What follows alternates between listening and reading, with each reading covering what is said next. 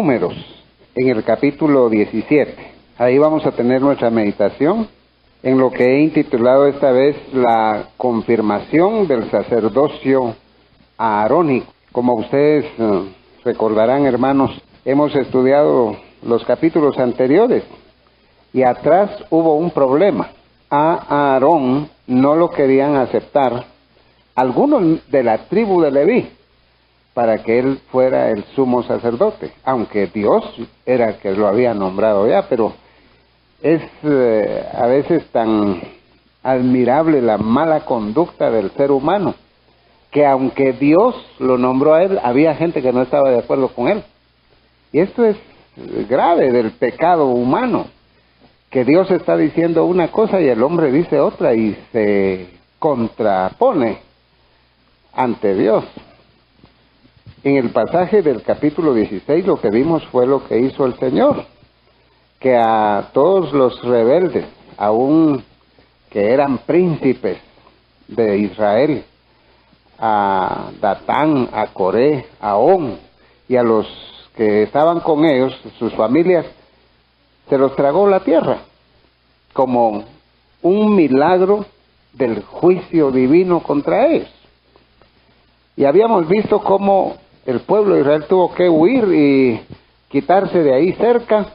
Los 250 que también estaban ahí de la tribu de Leví contra Aarón, también se quemaron. Y fue duro lo que pasó. Y sin embargo nosotros vemos que al otro día ya estaban murmurando otra vez. Y es increíble, pero no se han terminado las murmuraciones en el libro de Números. Vamos a encontrar otras más adelante. Lo cual quiere decir que este es un pecado insidioso que hay en las personas, de estar hablando, quejándose, murmurando, en desacuerdo. Y aunque Dios era el que había dicho muchas de las cosas, ellos insistían en pecar. En este pasaje de Números 17, el Señor confirma el sacerdocio de Aarón, pero lo hace ya no con un milagro de juicio, sino con un milagro de su misericordia. Y lo que va a pasar en el capítulo 17 es que la vara de Aarón va a reverdecer. Eso no es que alguien murió, como pasó en el capítulo anterior, murieron muchas personas, ya con la ira de Dios por lo que estaba pasando. Pero en este capítulo 17 lo que va a pasar es que una vara va a reverdecer. Eso se llama vida. Cuando un palo seco vuelve a tener vida, retoña. Y eso es la misericordia de Dios. En capítulo 17 vamos a encontrar que el Señor hace esto debido a la rivalidad que había en el capítulo 16 y confirma a Aarón. Y lo hace en primer lugar con ese milagro de la rama que reverdece. Pero después, a partir del versículo 12, lo que va a hacer Dios es a establecer leyes sacerdotales. Y eso confirma a Aarón y a la familia aarónica. Porque el pueblo de Israel tiene necesidad de un mediador. Alguien que entre Dios y los hombres trabaje para bendición del pueblo. Y que cuando el pueblo necesite algo, también el sacerdote lo pida a Dios como su representante. Y por supuesto, esto que tenemos aquí tiene grandes principios para el día de hoy, pero el sacerdocio aarónico, con todo lo maravilloso que era caduco. Era caduco, se iba a terminar. Aunque Dios lo estableció y fue bien establecido porque era un sacerdocio temporal. Mientras que venía Cristo, el verdadero sumo sacerdote y pontífice de nuestra profesión cristiana.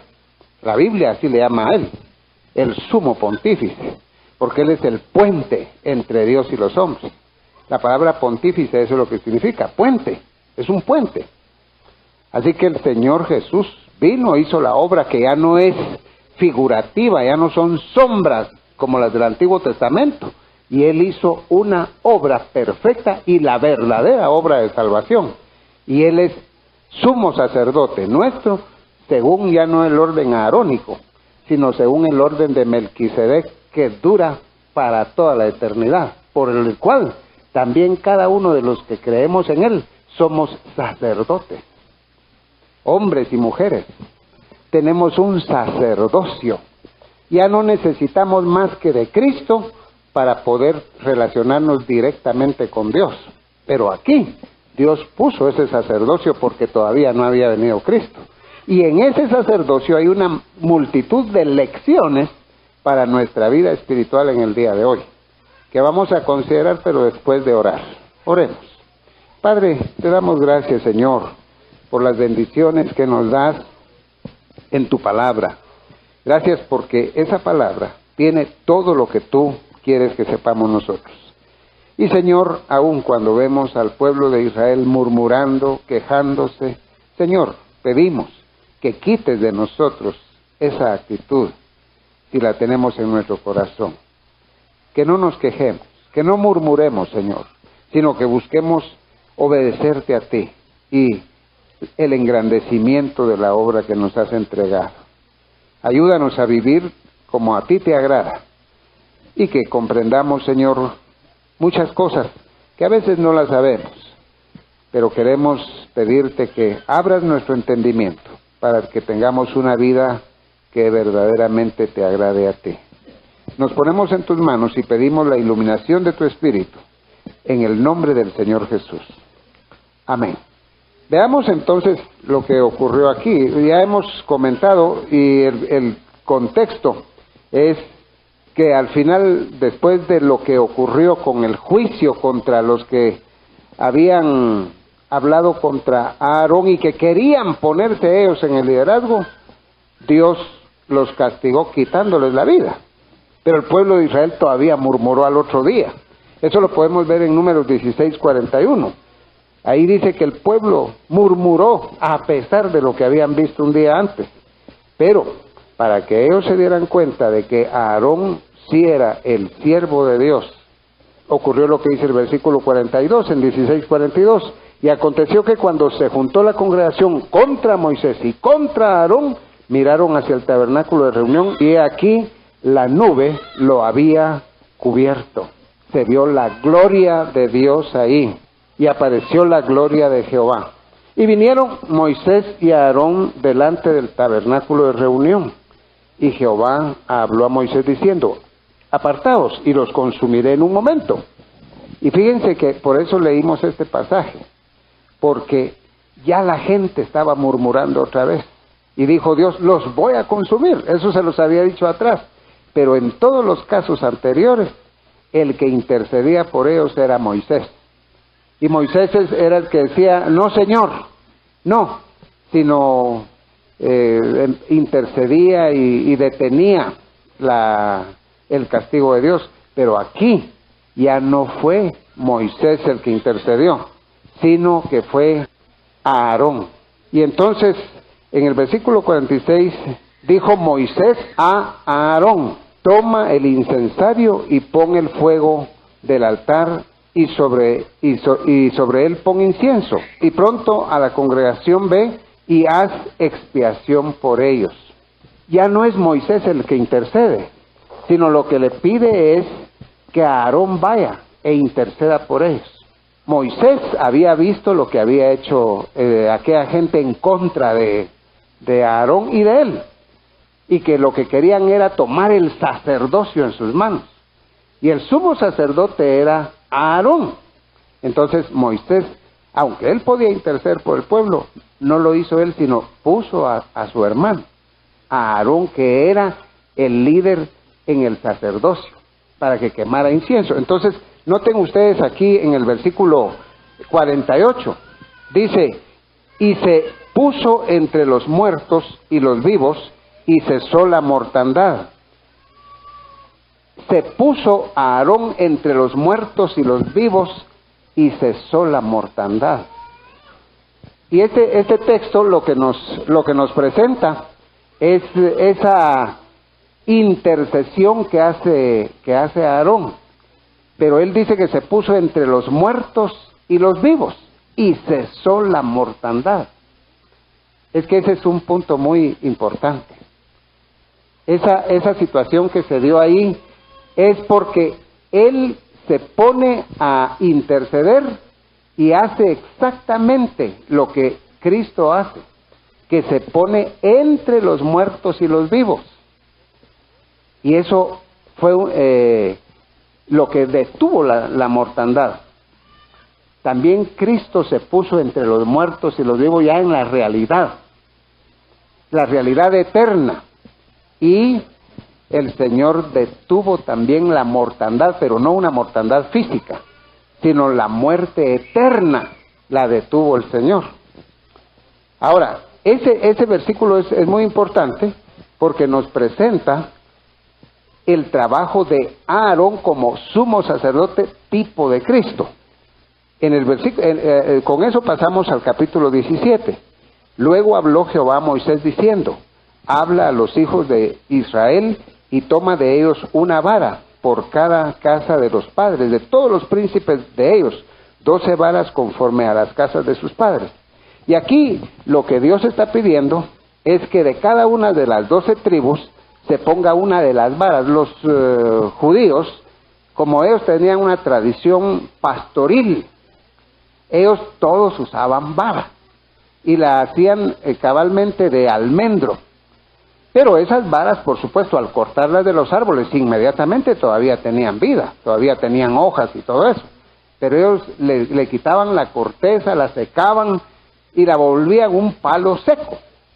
Y por supuesto, con eso andaban toda la vida y a veces les duraba el palo hasta toda su vida. De tal manera de que aquel palo ya se volvía una cosa seca totalmente, sin vida, sin vida. Y de esas varas le dijo Dios: quiero que cada una de las tribus presente su vara, que te la lleven, con el nombre de la persona a quien pertenece. Y también a Aarón, que entregue esa vara. Y la llevaron. Dice, conforme a las casas de sus padres. En versículo 3 dice: y escribirás el nombre de Aarón sobre la vara de Leví. Porque la tribu era Leví. No era tribu de Aarón, sino de Leví. Y sobre esa vara de Leví había que poner el nombre de Aarón. Porque cada jefe de familia de sus padres tendrá una vara. Y las pondrás, dice, en el tabernáculo de reunión, delante del testimonio. Había que llevarla al tabernáculo, donde yo me manifestaré a vosotros. Y agrega al Señor: y florecerá la vara del varón que yo escoja. Así que pongan todas las varas, todos tienen derecho a que yo los escoja. Pero cuando yo escoja a alguien, él es el que yo escogí y no se tiene que estar poniendo otros ahí. Es muy importante. Era la voluntad del Señor. Él dice que va a florecer la vara. Ahora, esta vara, por supuesto, ocurrió allá el milagro, como digo, un milagro de gracia. Pero, en realidad, esta vara es un tipo de nuestro Señor Jesucristo. Porque Cristo murió y resucitó. Y eso es lo que tipifica esto. Pero aquí, la vara sirvió para que se supiera quién era el sumo sacerdote. Y dice: florecerá la vara del varón que yo escoja, y haré cesar de delante de mí las quejas de los hijos de Israel con que murmuran contra vosotros. Muchos de los milagros del Antiguo Testamento y del Nuevo Testamento fueron hechos porque la gente quería ver cosas. Y generalmente los milagros se hicieron para convencer a los rebeldes. Por eso, hermano, usted no esté pidiendo que Dios haga milagros. Hay personas que dicen: si no miro un milagro no creo, porque es rebelde, quiere ver milagros para creer. El verdadero creyente no necesita ver nada para creer en su Dios, no necesita ver nada. Pero dice: si no miro que alguien se cura de cáncer, no voy a creer. Si no miro un milagro de esto y del otro, no voy a creer. Generalmente las señales fueron dadas para los incrédulos. Eso es lo que dice 1 Corintios 14. Dice que las lenguas son para los incrédulos, pero la profecía es para los creyentes. La Biblia es para los creyentes. La profecía. La revelación clara de Dios, eso es para los creyentes. Los milagros son para los rebeldes. Es para que crean los rebeldes. ¿Qué clase de gente somos nosotros, hermano? Rebeldes. De que si no miramos un milagro no vamos a creer en el Señor y no vamos a creer en todo lo que Él hizo. Yo no necesito ver nada, porque nosotros andamos por fe, no por vista. Pero esta gente quería ver cosas. Y así está el mundo de hoy. Aún la iglesia de hoy, si no miran una cosa milagrosa, para ellos andan mal. Ellos solo tienen que estar viendo cosas y cosas espectaculares, en lugar de estudiar la Biblia, que ya está bien claro qué es la palabra. Pero dice aquí, dice el Señor, haré ese milagro y haré cesar delante de mí las quejas de los hijos de Israel. Es que es para los quejosos, es esto. Por supuesto que Dios en su misericordia bendice a sus hijos de cualquier manera, pero los milagros se dieron porque había quejas. Por eso fue que vino la manga de codornices, por todos los quejosos. Porque la gente no se conforma con lo que Dios hace. Siempre andan pidiendo maravillas. No pueden entender solo así. Versículo 6, y Moisés habló a los hijos de Israel y a todos los príncipes de ellos y le dieron sus varas. Versículo 6, cada príncipe por las casas de sus padres una vara, en total 12 varas, y la vara de Aarón estaba entre las varas de ellos. Y Moisés puso las varas delante de Jehová en el tabernáculo. Versículo 8, aconteció que el día siguiente vino Moisés al tabernáculo del testimonio, y he aquí que la vara de Aarón de la casa de Leví había reverdecido, había retoñado. Fíjense, hermanos, que esa vara Aarón la había llevado a Egipto. Era la vara que se convirtió en culebra allá también. Era la vara con que habían andado ellos toda su vida como pastores. Esa vara estaba seca totalmente. Hubo un momento en que tenía vida, por supuesto, cuando la cortaron del árbol. Pero ya de tanto andarla llevando y de sobarla tanto, aquello estaba seco totalmente. Pero ahora estaba viva otra vez, y hay algo muy particular. He aquí la vara de Aarón había reverdecido y echado flores y arrojado renuevos y producido almendras. No podían decir los de las otras tribus, Moisés en un descuidito fue a meter una vara ahí que la acaba de cortar. ¿Saben por qué? Porque la vara, según este texto, había reverdecido, o sea, retoñado. Había echado flores y arrojado renuevos y producido almendras. Tenía todo lo que el árbol va dando poco a poco. No fue que apareció una rama con hojas. No, tenía de todo lo que el árbol da durante todo el año. Porque ese es un proceso en que se va desarrollando toda planta. Primero salen las hojas, después salen las flores. Cuando ya han salido las flores, al tiempo vienen los frutos. Pero esto tenía de todo al mismo tiempo. Tenía hojas, retoños, tenía flores y tenía almendras también. Había fruto. Y eso no puede ocurrir ni siquiera con los árboles que están vivos ahí dando fruto. Ellos tienen que ir y aparecer las hojitas, al mes las flores, al mes los frutos y poco a poco. Pero esta tenía todo al mismo tiempo. Era un milagro del Señor. Y entonces eso no lo podía hacer Moisés ni nadie, solo el Señor. Ahora, esto representa la resurrección de Cristo en el Antiguo Testamento.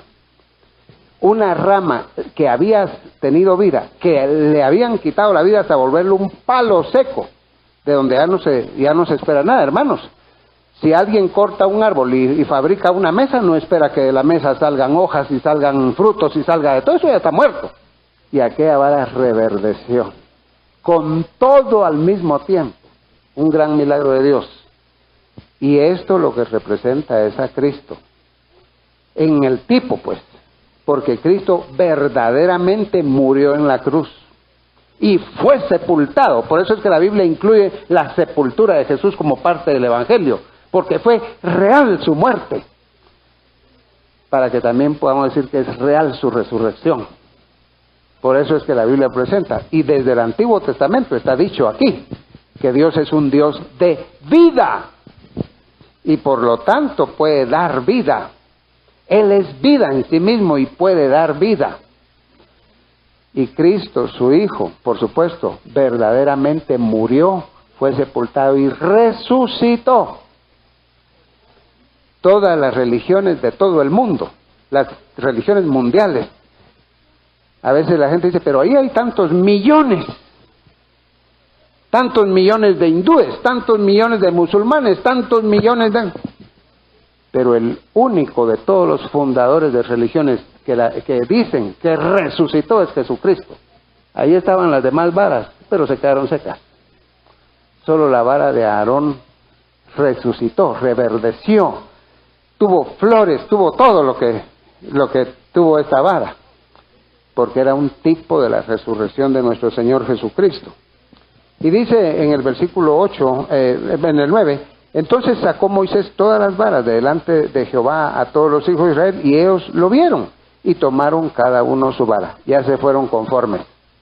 Vieron lo que pasó, y ya se fueron tranquilos.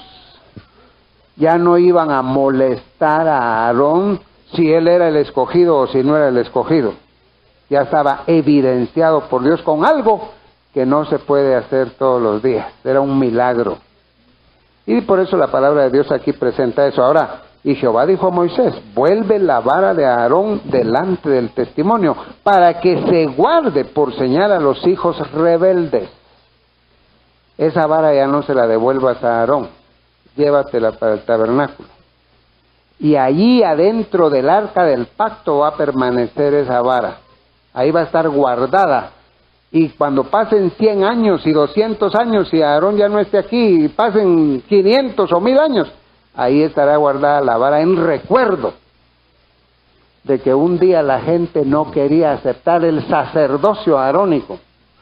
Y ahí va a estar evidenciado que él era el siervo que yo puse ahí. Y por supuesto, Jesús también dio toda clase de evidencia y de credencial que él es el sumo sacerdote según el orden de Melquisedec.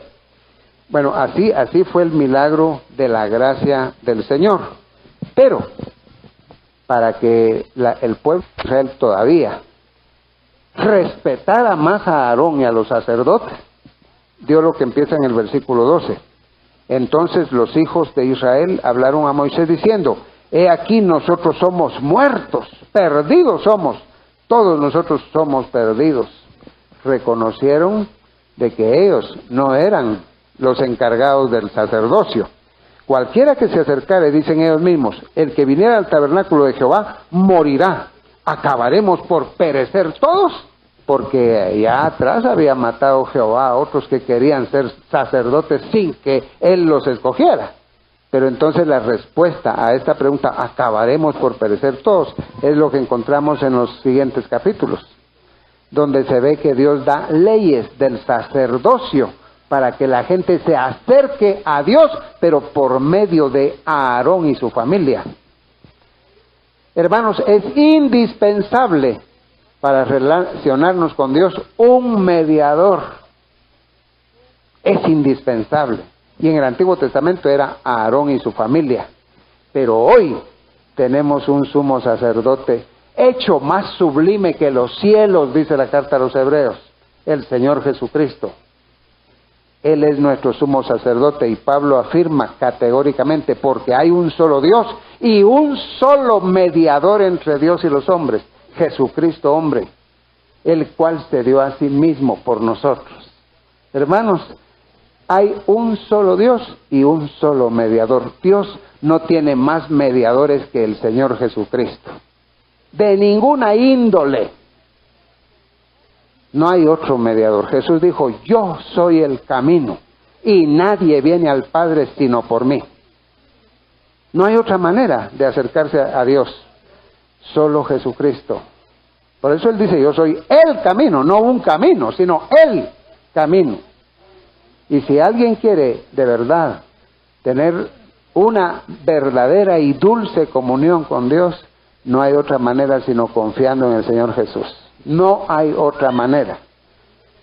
Hay personas que dicen, para que Dios me acepte, lo que hago es portarme bien, hacer buenas obras, dar dinero a la iglesia.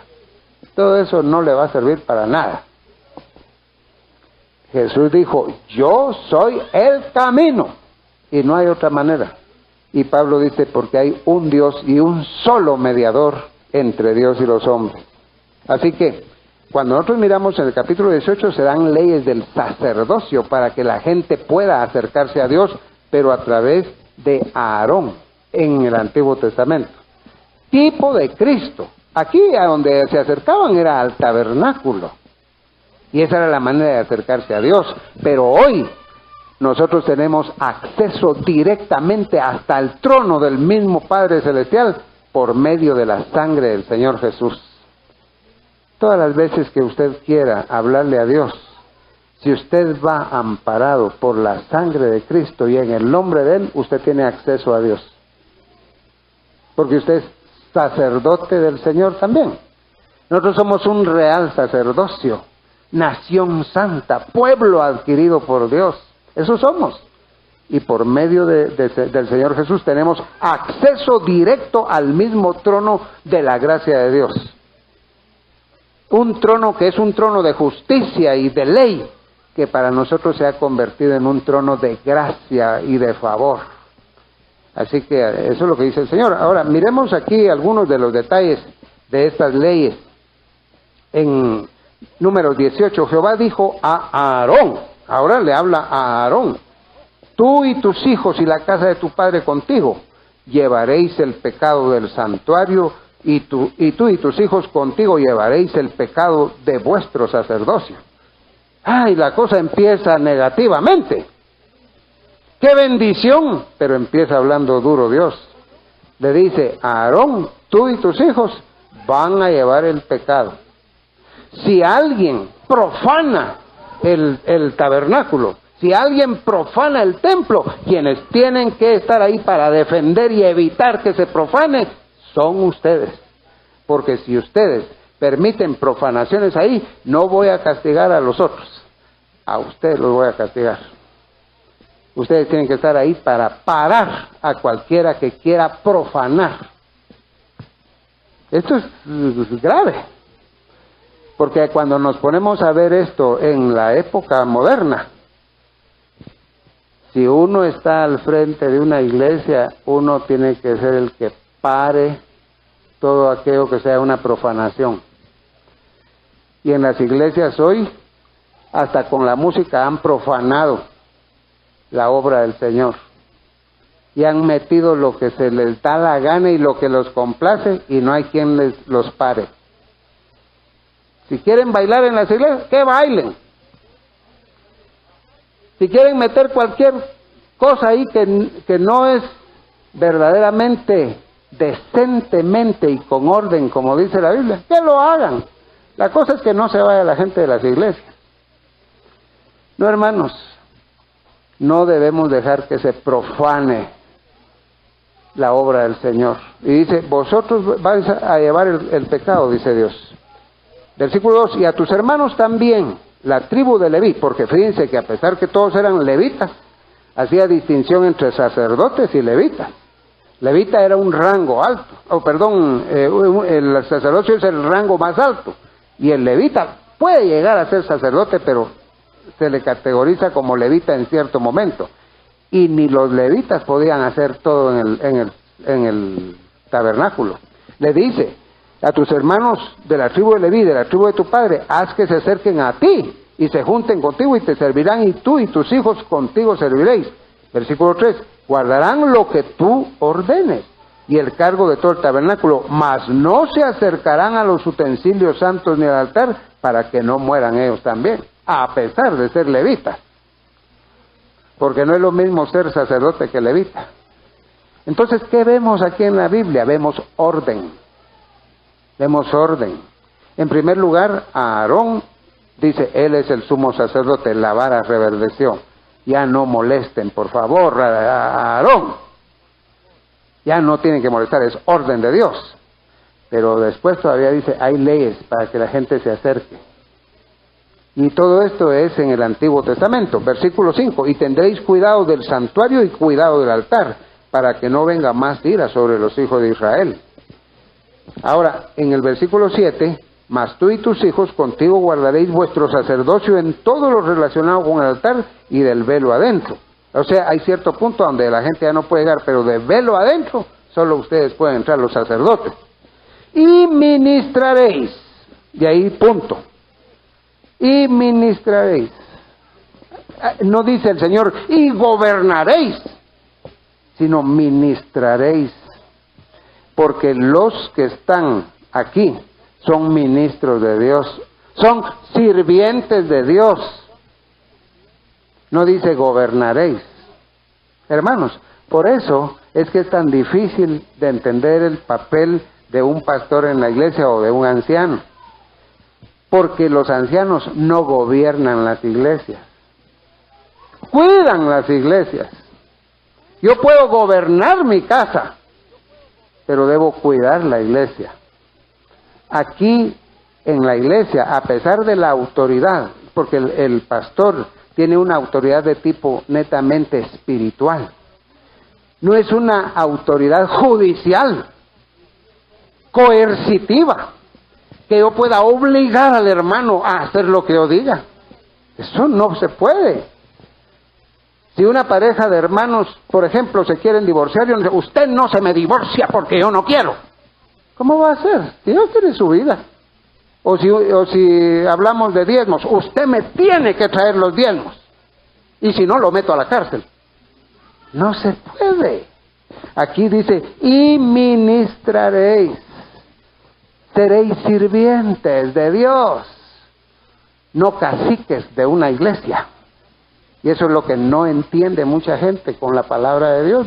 Aquí está claro, pero hay que estudiarlo en cierto modo también. Y entonces algunas veces hay hermanos que le dicen al pastor, mire, a este hermano, hágale algo, métalo en disciplina, hágale algo. Hermanos, si nosotros no somos policías, ni jueces, somos sirvientes de Dios. Eso es lo que son. Y cuando oyen eso, también, entonces como es nuestro sirviente, montémonos en él también. Porque de todas las exageraciones y extremos se dan en las iglesias. Y lo que Aarón recibió aquí fue que la gente lo tenía que respetar y reconocer que él era la persona fructífera que estaba ahí. Porque su vara dio hojas, flores, almendras, de todo. Y eso hay que apreciarlo. No decir, como es sirviente, hay que hacer lo que se quiera con él. Es una de las cosas que no entiende la gente. Y en algunas iglesias, los pastores se vuelven jefes, caciques, déspotas. Y la gente ahí anda obedeciéndolos también. Pero cuando se les habla la palabra, no pueden mantener el equilibrio, sino siempre se vuelve desorden. Porque el hombre es así, hermano. El hombre es así. Si no es un extremo, es el otro extremo. Si en una iglesia le dice, hermanos, la ofrenda es voluntaria, entonces ya no la doy porque es voluntaria.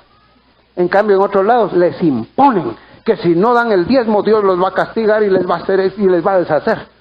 Entonces ahí están bien fieles. Hermanos, seamos maduros y reconocer que nuestra libertad es para hacer la voluntad de Dios, no para hacer lo que nosotros queremos. Bueno, dice en el versículo 8, vamos a comentar hasta donde nos dé tiempo las leyes. Dice, he aquí, yo te he dado también el cuidado de mis ofrendas, a Aarón y a sus hijos. Y le dice, ustedes, las ofrendas que den para mí, dice Dios, son para ustedes. En el Antiguo Testamento, versículo 9, esto será tuyo de la ofrenda de las cosas santas reservadas del fuego, toda ofrenda de ellos, todo presente suyo, y toda expiación por el pecado de ellos, y toda expiación por la culpa de ellos, que me han de presentar, será cosa muy santa para ti y para tus hijos. Versículo 11, esto también será tuyo, la ofrenda elevada de sus dones. Versículo 12, de aceite, de mosto, de trigo, todo lo más escogido, las primicias de ellos, que presentarán a Jehová, para ti las he dado. Las primicias serán tuyas. 14, todo lo consagrado por voto en Israel será tuyo. Todo lo que ofrenden será tuyo. ¿Y por qué dice todo eso Dios? Porque Dios quería que los sacerdotes tuvieran bastante, hermanos. Aceite, mosto, trigo, primicias, vacas, de todo. ¿Para qué? Para que no se dedicaran a trabajar en otra cosa, solo en las cosas del Señor. Para que Aarón no anduviera sembrando ahí, cosechando, sino dedicado al Señor y a su palabra y a la enseñanza y a los sacrificios. Que no se estuviera quejando, mire, no me alcanza. Y esos son buenos principios para hoy. Yo creo de que hoy no debemos ir todos los diezmos para el pastor. En algunas iglesias así es. Yo creo que no es así, porque no estamos bajo la ley. Pero hay un principio aquí sí, que el que está ministrando, no estoy hablando por este servidor, sino por cualquier pastor, porque hay miles de pastores, y hay unos que ni siquiera les dan, pero ni un salario digno. Pero el pastor no debe andar quejándose que no alcanzó el dinero, que el hijo lo tuvo que sacar del colegio porque ya no tiene para pagar. Eso no debe pasar, sino que debe estar con todo lo necesario. Y es más, hasta con un excedente económico para que tenga tiempo a dedicarse a estudiar la Biblia y a enseñar bien la Biblia. Pero muchas personas dicen, ese pastor ni hace nada. Ahí con unos sus cuantos quetzalitos que se leen ya está bien. Eso no es lo que dice aquí Números 18. Todas las ofrendas eran para ellos, para que no tuvieran necesidad de trabajar en otra cosa, para que no tuvieran que estar haciendo cosas materiales, sino dedicarse a lo espiritual. Para mí, ahí sí hay un buen principio para el día de hoy, que el siervo de Dios debe tener hasta un excedente económico, para que no se vea obligado a que me voy a ir a vender aunque sea seguros, o libros, o esto, o lo otro. No, porque si no, no alcanza el dinero. No debe estar así. Debe estar dedicado a la Biblia, dedicado a la enseñanza. Así como dijo Pedro cuando hicieron el asunto con los diáconos. Y nosotros, dice, nos dedicaremos a la oración y a la palabra. Así dice la Biblia. Pero hay personas que piensan que estos son inventos. No, tenemos que ser entendidos. Yo no creo que un pastor debe hoy tener todos los diezmos de la iglesia y volverse millonario y andar en grandes carros y en grandes lujos. Al contrario, tener lo necesario y ser humilde. Pero tampoco debe estar el pastor diciendo, hermanos, tuve que sacar a mi hijo de la universidad porque ya no me alcanza. Eso no tiene que pasar. Eso no tiene que pasar. Debe cubrir todo. Y mantener la humildad y la sencillez de Cristo. Yo creo que esto es muy importante que lo sepamos. Bueno, ellos estaban bien mantenidos, según Dios. No voy a leer todo el capítulo 18 porque todo está diciéndole que todo es de ellos. Así, si quieren lo lee usted despacio en su casa.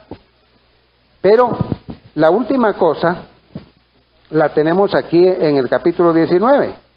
Dice en versículo 2, esta es la ordenanza de la ley de Jehová ha prescrito diciendo, di a los hijos de Israel que te traigan una vaca alazana perfecta.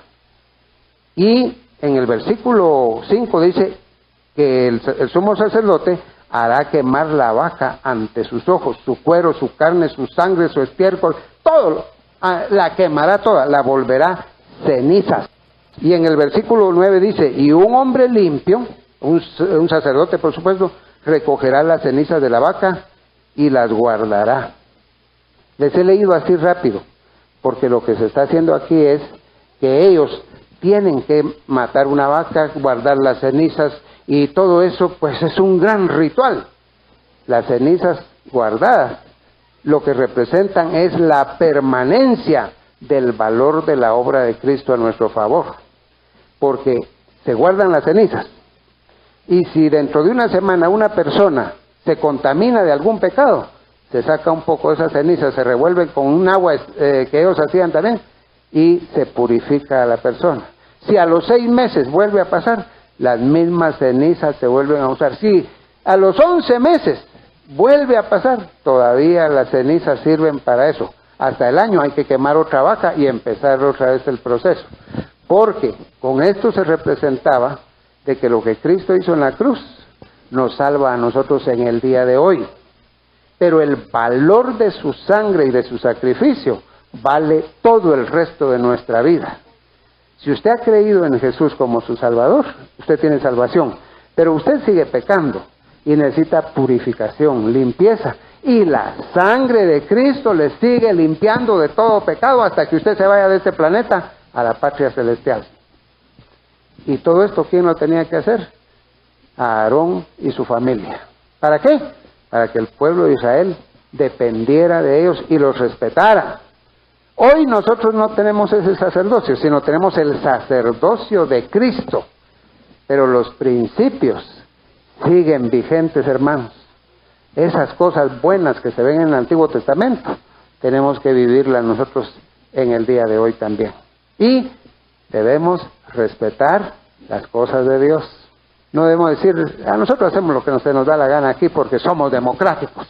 No, respetemos al Señor y sus cosas. Vamos a orar. Padre, gracias por tu palabra. Gracias, Señor, por todo lo que tú nos das en ella. Los grandes principios, Señor, para vivir vidas santas y humildes también. No importa cuánto tú nos des. Podemos tener muchas cosas en este mundo, pero sabemos que todo es efímero y que somos administradores tuyos. Que si tú nos das, no es para atesorar en este mundo, sino para servirte con esas cosas, porque nuestros tesoros están en el cielo, donde no hay polías, donde no hay ladrones, donde no hay herrumbre, donde no hay nada que deshaga los bienes eternos que tú nos tienes reservados en tu presencia. Y eso es lo que aspiramos, agradarte a ti mientras estamos en este mundo y luego seguir sirviéndote por toda la eternidad. Te alabamos en el nombre de Jesús. Amén.